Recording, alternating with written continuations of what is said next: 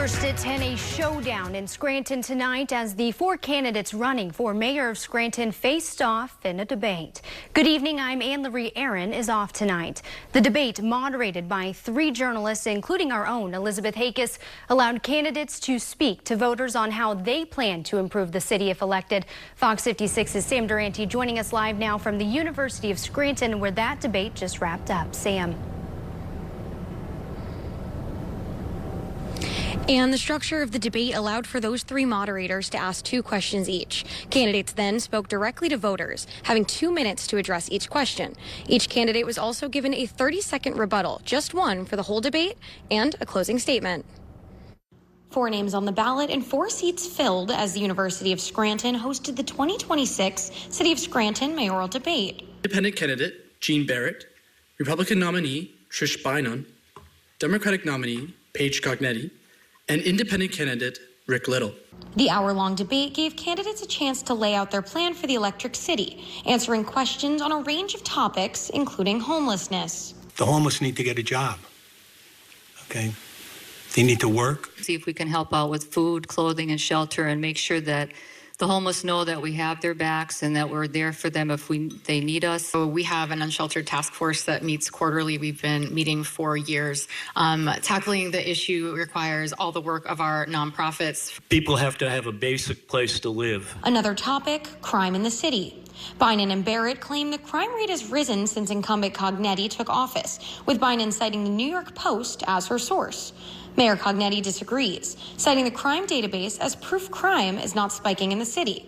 Fox 56 investigated these claims using data from the FBI, UCR CDE, State UCR, NIBRS, and the City Data Database, finding overall and violent crime spiked in Scranton in 2020.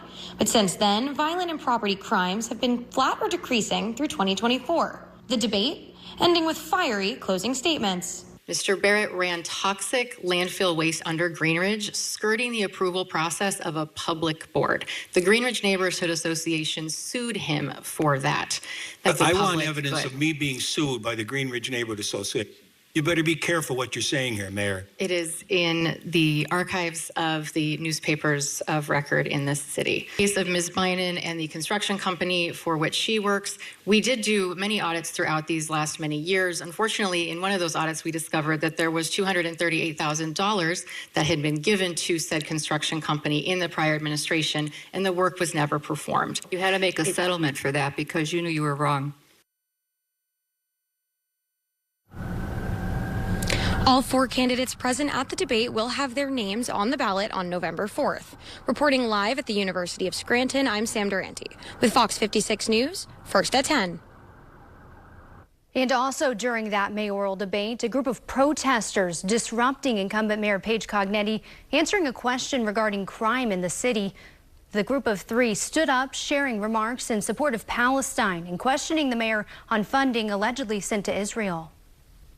Free Palestine! Free Palestine! Don't be scared! Don't be afraid! You're not alone! Don't be scared! Have a conscience! Be courageous! You will need our votes. Free And Palestine! our tax money is going to be spent on this. Ladies and gentlemen, as soon as we're able to restore order, we will of course get back to the debate.